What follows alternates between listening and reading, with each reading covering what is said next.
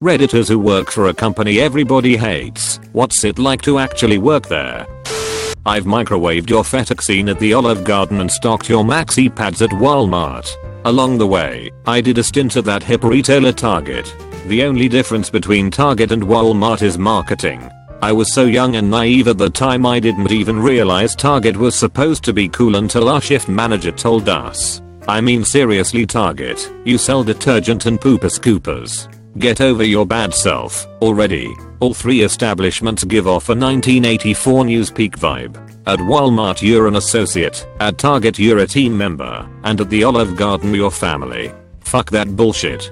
I'm a worker and my ass was just as expendable at one place as the other. Olive Garden euthanized more family members during my time there than Drive. Kevorkian and Target was more ruthless with cutting team members than Bill Belichick. Oddly enough, I lasted the longest at the most evil of the three, Walmart. I worked Dish Network customer service during college. It wasn't too bad. The reason their service sucked so much was their focus on handle time. You call in, I nod my head, and pretend to care about your problem. Click a few buttons and offer you a free trial of HBO that you'll call back about after 3 months because you forgot to cancel it and it charged you and get you off the phone in under 4 minutes. If you have an average handle time under 5 minutes there they treat you like a god. I just quit my job at a bank where I worked in customer service. The amount of pressure that they put on us to sell things and to be ambiguous about solving problems is shocking. I always wanted to help people more than I was allowed to, and usually just went ahead and did it. For example, a check was deposited into the wrong account by the teller, causing one client to get an overdraft fee. Managers say don't refund it because they should have caught the mistake while they were depositing the check. I refund it anyway and get written up. That's one of the millions of reasons why I quit that soulless job. I was working for Netflix and sometimes I would have to take 3-way Comcast calls. Happens like this. Customer calls Comcast with rebuffering problems. Comcast rep says everything's fine on this end. Let's call Netflix. Just try to imagine the shittiness that ensues on a Comcast/Netflix 3-way rebuffer call from hell. I work for one of the Blue Cross/Blue Shield plans. I think that most people hate the health insurance industry, and for good reason.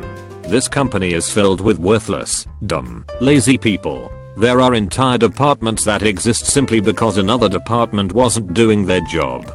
For instance, a technology office was created that does everything that the architects and senior engineers in the different IT areas should be doing. There's an entire group that prints out incoming faxes, writes something on them, scans them, and then emails them to a different group that then manually enters the information into one of the systems. Due to a complete and utter lack of planning, we just recently purchased an additional multi-million-dollar storage array that will end up being used for test/dev storage. An array a quarter of the price would have been more than sufficient.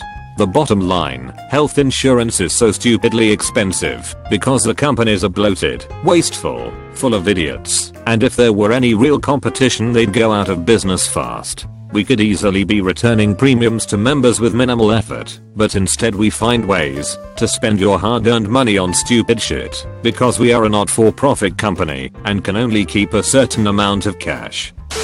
I worked for a teleresort company, so I would call people in their homes and ask them survey questions. It was a part-time nights and weekends job that I took after high school.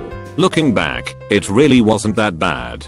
Although every other person I spoke to thought they were so clever asking for my home phone number so they could call me back. Thanks, Jerry Seinfeld.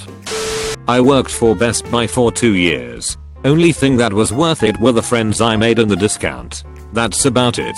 They treat their employees like shit and we're extremely undercompensated for the shit we had to put up with. I still sell TVS for a locally owned company now, but actually have professional training other than what the Ellendings taught us. As far as the whole Best Buy goes, it's unfair what they want us to do with every customer. No one on the sales floor is on commission, but they treat you like you are. We were basically sheep that were given minimal knowledge about a certain product. Anything we did want to know we had to learn on our own time. which I did, because home theater tech fascinates me. We had these worksheets called Customer Experience Worksheets or CEWs, which we were required to fill out with every customer and turn them into our supervisors. All of them had the same cheesy questions which are supposed to give the customer the complete experience, which was complete bullshit. I rarely filled them out, and my sales numbers never dropped below our required $500 an hour in revenue. Then there was our solutions, which include accessories and services, protection plans and installation etc. Both of which needed to be at 15% GSP and services combined. Total revenue. Accessories are pretty simple and sell themselves 80% of the time. And yes, I could argue with you why a $100 ME cable is better than a $10 ME cable. Situational, of course. I never really needed to pay attention to my sales numbers, quite frankly, because I just didn't care. When a customer walked, and this happens quite frequently, if you're in a high traffic store, you have to explain to a manager why they walked. The store general manager often posted by the exit to ask customers why they weren't buying. Then you had the conversation of what you're gonna do better next time to close a sale. I didn't get any compensation for each sale, other than the occasional path to excellence points which we could spend on Best Buy shit. Whenever I would ask about a raise, or bonuses or any benefit as such, they would say, oh, you have a great benefit with your discount and P2EA. Fuck you. I can't feed my dog with reward zone points. There really is no appreciation other than the occasional high five. Like the time I put out a Best Buy for Business lead that was for a local casino that ended up being $110K sale that benefited our store because of me. And since I was my manager's associate, she was the one who got the bonus. I got a high five. American Apparel. It's probably the best retail job I've ever had, in that you're allowed to call out awful customers, as long as you're well dressed, while you do it. Downside is that my assistant manager is younger and less qualified than I am, and sits in the stock room smoking weed during lunch hour. We also get monthly inspections where photographs are taken of us to make sure we haven't gained weight, or changed our hairstyles to anything dramatic. The corporation is completely sleazy and shallow, but I'm a student and I really need the cash, and the thought of working in a fast food chain at unsociable hours is biting down on my morality more than it should. I worked for Aldi in college. Not really a hated company per se, but I've seen plenty of complaints about the lack of bags and how the cashiers take no care in putting the grocery into the cart. Fact is, everything there was based on your cashier efficiency score, or in layman's terms, how many items you could scan in 1 minute. They wanted scores of 30 plus, which is one item scanned every 2 seconds, which seems entirely plausible on paper, but you have to account the 15 seconds it takes Nana to get her 3 items from the cart to the belt and the 45 seconds at the end, when 98% of people look at the credit card scanner like it's there. First time ever seeing one and awkwardly trying to touch the screen 7 times before I had to tell them it wasn't touch screen. Want more hours? Get a higher score. Want to become a shift manager? Get a higher score. I became the best damn cashier that company ever had. When the customer came up, I'd literally log out, place all of their double/triple/etc into the cart with 1 item on the belt, and just speed through their shit hitting enter for multiples. You have produce? Leave it in the cart. I have all the codes memorized. 3 gallons of milk. 1405-1- Bam. Shit was just thrown into carts and I literally perfected checking people out as efficiently as possible. My average score when I left was anywhere from 55 to 57 and my district manager loved me. Offered a promotion. Declined. That job sucked. Literally 2 to 3 people running an entire grocery store.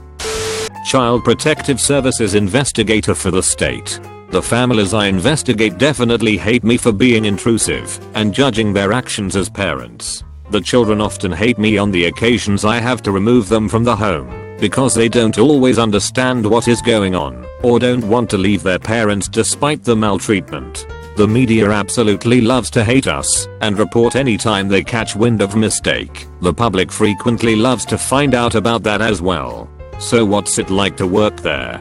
Stressful, fast-paced, every day is different, and I absolutely love it. I have to be able to think quickly and act confidently when working with families, county attorneys, judges, and others. I rely on my boss and my team tremendously. We can be cynical, have a dark sense of humor, curse frequently, and laugh at things that would make others cry, all in order to keep our sanity. The camaraderie is huge and is such an important part of being able to stay in this job. Without a supportive and understanding boss and team, there is no way I could remain in this job. Why do I do it? Because I believe 100% in the mission of my organization, and that the work we do in CPS is necessary and right, even if we fail sometimes. No child deserves to be maltreated. Some families we can help in order to get things on track and keep the kids in the home. Other children simply cannot be kept safe at home and must be removed from the home. Our system isn't perfect, but I have never removed a child from their home without feeling confident that it was necessary to keep them safe. I worked as a mortgage refinance processor for Wells Fargo for 6 months before I rage quit. To sum it up, I no longer find the movie Office Space so much funny as depressingly familiar. Also, every single person I worked with banked with some other bank besides Wells Fargo. The simplest and most accurate way to describe what I did there would be that I sat on my ass every day sending and receiving emails and saving and organizing the attachments, and occasionally I would call someone to ask them to email something to me. On Fridays, all the fat single middle-aged cat ladies would bring in a bunch of casserole and diet Pepsi. I work at EA, which of course is particularly hated here on Reddit. You know what? I fucking love working here. Yes, it's hard work, it's stressful, and we are on constant tight deadlines, but we are making games that millions of people love and buy, even though lots of people complain about them too. We are well paid with amazingly good benefits, and we work with a whole lot of talented people across multiple disciplines, and of course, we are making games, not boring stuff like banking software or something. And contrary to what most of the people on Reddit, I'm looking at u/r/gaming, we spend very little of our time thinking about how to screw the customer. In fact, we spend most of our effort trying to figure out how to give our customer a great experience. Yes, we care about how much money our products make, because that's how we keep our jobs. But we also recognize that the best way to make money is to make games that people are happy to pay money for. I work at Verizon Wireless and it's okay. Our plans are pretty expensive, but I've worked for Sprint and AT&T and would say that Verizon has the best customer service and coverage of the 4 major US carriers. The one thing that really annoys me working this type of job is when people call and asking what time are you open till. I always say that we close at 8, implying they might want to get here well before then. Without exception, they will show up with a family of 4 a couple minutes before we close. And I'm stuck at work for an extra hour. Any plans I might have had after work are now in jeopardy. I used to work as a door-to-door salesman. The customers were awful. I understand you don't want to answer the door to someone selling something, but they behaved like I was Satan incarnate, eating their puppy on their porch. I had dogs sicked on me. I was chased. I was threatened with rape. I had the cops called on me. I had trash thrown at me. I was framed for vandalism. I had one person walk behind me down the block drunkenly bellowing over me every time I spoke to someone. My bosses were amazing. Every Thursday when we got back to the office, they had pizza for us. Every Saturday they took us out for breakfast before our last shift of the week. If someone was horrible to us, they looked them up in the white pages and lectured them sternly about behaving like adults. They even got some of the assholes to apologize to us. Despite the customers, and because of my bosses, it was one of the best jobs I ever had. GameStop. They treat me well, pay me well, and I have fun with my job. Sure, the work is tedious and mind-numbing, but it's a job. Best part is explaining to parents why GTA 5 is not good for their kids. Also Watch Dogs, and the looks on the 8-year-old's face. Priceless.